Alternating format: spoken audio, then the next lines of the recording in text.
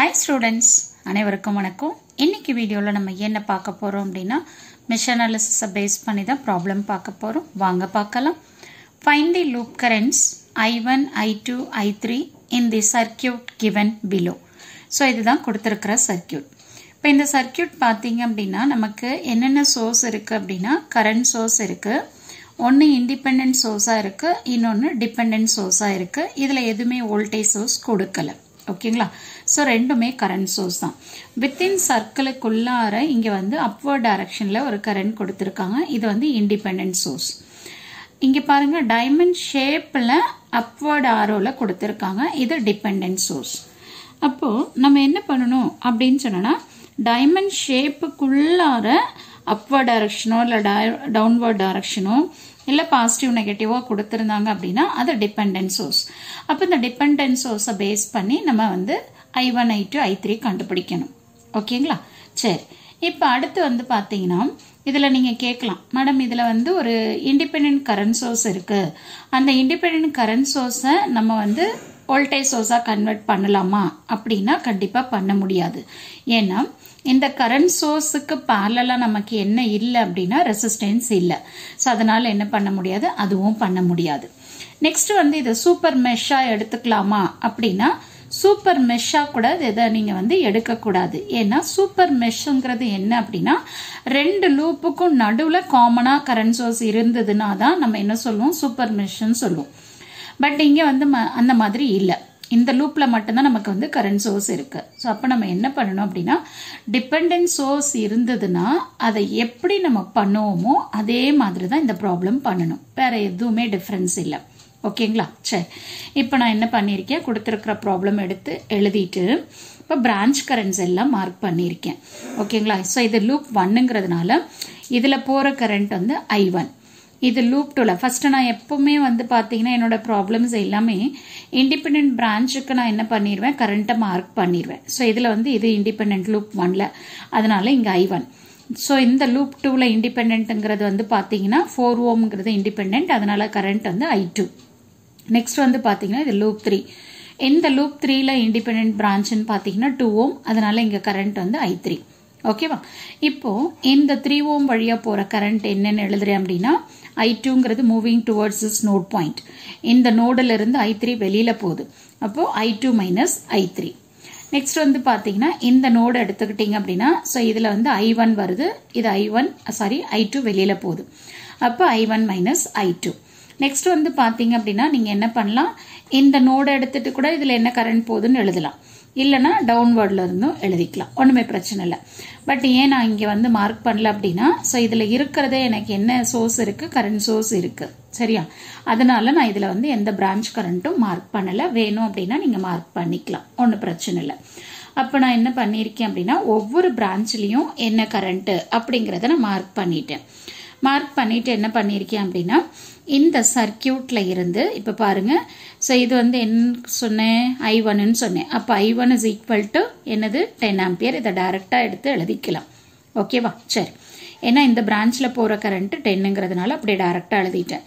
Next வந்து பாத்தீங்க அப்படின்னா இந்த டிபெண்டன்ட் சோர்ஸ் இருக்குல்ல, அந்த பிரான்ச் வந்து எந்த நோட்ல கனெக்ட் ஆயிருக்குன்னு பாருங்க. இப்ப வந்து பாத்தீங்கன்னா இந்த பாயிண்ட்ல கனெக்ட் ஆயிருக்கு. அப்ப இதை வந்து நான் என்னன்னு எடுத்துக்கேன், நோடு ஏன்னு எடுத்திருக்கேன். ஓகேவா? இப்ப இந்த நோடு ஏல நான் என்ன பண்ண போறேன் அப்படின்னா கிர்ச்சாஃப்ஸோட கரண்ட் லாவை அப்ளை பண்ண போறேன்.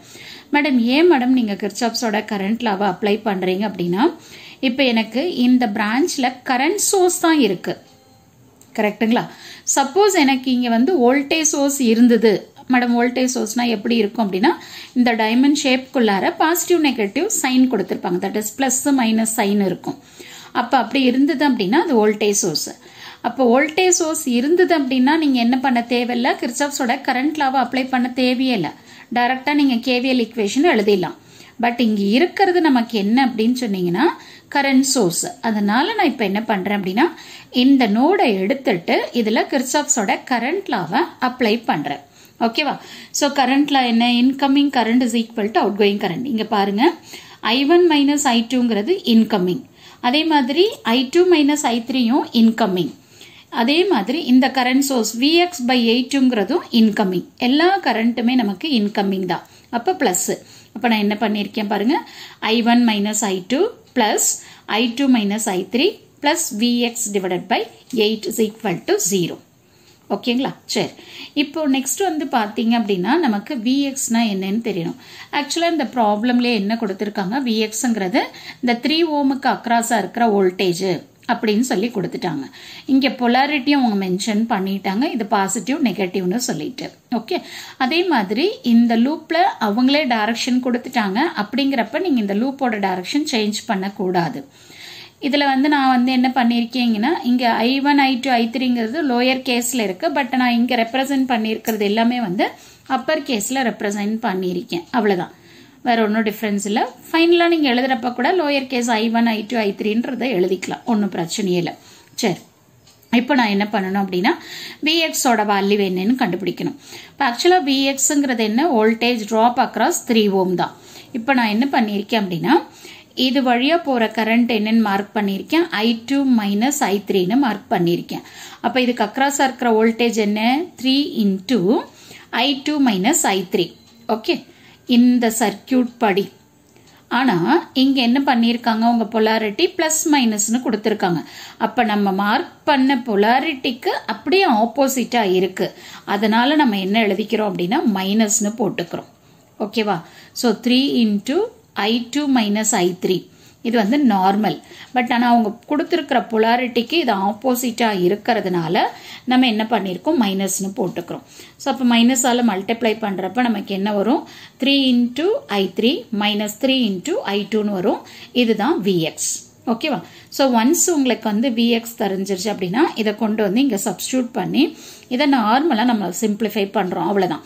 இப்போ பாருங்க, இந்த minus I2 plus I2 cancel ஆயிரும். அப்போ நமக்கு என்ன வரும், I1 மைனஸ் I3ன்னு வரும், Vx by 8. ஸோ Vxங்கிறது நம்ம ஆல்ரெடி கண்டுபிடிச்சிட்டோம். அதோட வேல்யூ கொண்டு வந்து இங்கே சப்ஸ்டியூட் பண்ணுறோம். 3 into I3 minus 3 into I2 divide by 8. இப்போ நான் என்ன பண்ணுறேன் அப்படின்னா இது எல்சிஎம் எடுக்கிறேன். அப்படி எடுக்கிறப்ப எனக்கு என்ன வரும், 8 into I1 minus 8 into I3 plus 3 into I3 minus 3 into I2 is equal to இந்த 8 இதோட மல்டிப்ளை பண்ணுறப்போ 0ன்னு ஆயிரும். ஓகேவா? சரியா? இப்போ இதில் இருந்து 8I1 minus 3I2 minus 5I3 is equal to 0ன்னு எழுதிட்டேன். ஓகேவா? இப்போ நான் என்ன பண்ணிட்டேன், 2 ஈக்குவேஷன் ஃபார்ம் பண்ணிட்டேன். பட் ஆனால் வந்து பார்த்தீங்கன்னா இதில் எத்தனை லூப் இருக்கு, 3 லூப் இருக்கு. அப்போ 3 லூப் அப்படின்னா நம்ம எத்தனை ஈக்குவேஷன் எழுதணும், 3 ஈக்குவேஷன் எழுதணும். கரெக்டா? சரி, அதனால இப்போ நான் என்ன பண்றேன் அப்படின்னா அடுத்தது இந்த செகண்ட் லூப்பை மட்டும் எடுத்துக்கிறேன். இந்த செகண்ட் லூப்பை எடுத்துட்டு நான் என்ன பண்றேன், கிர்ச்சாஃப்ஸோட வோல்டேஜ் லாவை அப்ளை பண்றேன். அப்படி அப்ளை பண்றப்ப எனக்கு என்ன ஈக்குவேஷன் வருது பாருங்க. ஸோ இது வந்து என்ட்ரிங்கிறதுனால இது பாசிட்டிவ், இது நெகட்டிவ். அதே மாதிரி இது பாசிட்டிவ், இது நெகட்டிவ், இது பாசிட்டிவ், இது நெகட்டிவ். இதை பேஸ் பண்ணி நான் என்ன பண்ணியிருக்கேன், 5 ஓம்ல இருந்து ஸ்டார்ட் பண்றேன். So 5 into I1 minus I2 minus 4 into I2 minus 3 into I2 minus I3 is equal to 0. இதை நீங்க வந்து என்ன பண்ணணும், சிம்பிளிஃபை பண்ணணும். ஸோ சிம்பிளிஃபை பண்ணீங்கன்னா உங்களுக்கு என்ன ஈக்குவேஷன் வருது, 5 into I1 minus 12 into I2 plus 3 into I3 is equal to 0ன்னு வருது. ஓகேவா? இப்போ நான் 3 ஈக்குவேஷனும் கண்டுபிடிச்சிட்டேன். இப்போ நான் என்ன பண்றேன், ஃபர்ஸ்ட் இந்த 3 ஈக்குவேஷனும் எடுத்து எழுதிட்டு இப்போ நான் என்ன பண்றேன் அப்படின்னா I1ங்கிறது 10 ஆம்பியர்னு தெரியும். இந்த வேல்யூவை கொண்டு போயிட்டு இந்த செகண்ட் ஈக்குவேஷன்லயும் தேர்ட் ஈக்குவேஷன்லயும் சப்ஸ்டியூட் பண்ண போறேன். இப்போ செகண்ட் ஈக்குவேஷன்ல பண்றப்போ 8 into 10 என்ன ஆகும், 18 ஆயிரும். ஓகேவா? ஸோ ரிமைனிங் இருக்கிறது எல்லாமே அப்படியே தான் வரும். ஸோ இதை நான் என்ன பண்ணியிருக்கேன், இந்த மைனஸ் டேர்ம் எல்லாமே ஈக்குவல்ட்டுக்கு இந்த பக்கம் கொண்டு போய் இருக்கிறதுனால எல்லாமே பிளஸ் ஆயிருச்சு. ஓகேவா? ஸோ அப்போ 8 is equal to 3 into I2 plus 5 into I3. இது வந்து ஃபோர்த் ஈக்குவேஷன். அதே மாதிரி தேர்ட் ஈக்குவேஷன் எடுத்துட்டு I1ஓட வேல்யூவை வந்து 10ன்னு சப்ஸ்டியூட் பண்ணீங்கன்னா 5 into 10 வந்து 50. அதுக்கப்புறம் இந்த I2 I3 எல்லாத்தையும் இந்த சைடு கொண்டு போறேன். அப்போ பொலாரிட்டி மாறிடும் நமக்கு. கரெக்டா? அப்போ 50 is equal to 12 into I2 minus 3 into I3. இது வந்து 5th ஈக்குவேஷன் எடுத்துக்கிறேன். இப்போ நான் என்ன பண்றேன் அப்படின்னா இந்த 4th ஈக்குவேஷனையும் 5th ஈக்குவேஷனும் எடுத்து மேட்ரிக்ஸை ஃபார்ம் பண்ணிக்கிறேன். இப்போ 4th ஈக்குவேஷன் எடுத்துக்கிட்டீங்க அப்படின்னா I2ஓட கோஎஃபிஷியன்ட் என்ன, 3. I3ஓட கோஎஃபிஷியன்ட் என்ன, 5. அதே மாதிரி இந்த 5th ஈக்குவேஷன் எடுத்துக்கிட்டீங்கன்னா I2ஓட கோஎஃபிஷியன்ட் 12, I3ஓட கோஎஃபிஷியன்ட் -3. இங்க அன்னோன் வந்து I2 I3. So this is equal to 4th ஈக்குவேஷன்ல நமக்கு கான்ஸ்டன்ட் எவ்வளவு வந்தது, 18 வந்தது. 5th ஈக்குவேஷன்ல 15 வந்தது. இதை நான் என்ன பண்றேன் அப்படின்னா டைரக்டா கால்குலேட்டர்ல சப்ஸ்டியூட் பண்ணிக்கிறேன். போட்டுட்டு I2 I3 ஓட வேல்யூ என்னன்னு கண்டுபிடிக்கிறேன். அப்ப I2 is equal to 7.101 ampere, I3 is equal to 11.739 ampere. இதுதான் நமக்கு ஆன்சர். ஃபைனலா நீங்க என்ன பண்ணுங்க, ஆன்சரை எடுத்து எழுதி ஹைலைட் பண்ணிருங்க. I1 ஓட வேல்யூ 10 ஆம்பியர், I2 ஓட value 7.101 ampere, I3 is equal to 11.739 ampere. So இதுதான் வந்து பாத்தீங்கன்னா இந்த ப்ராப்ளம்கான ஆன்சர்.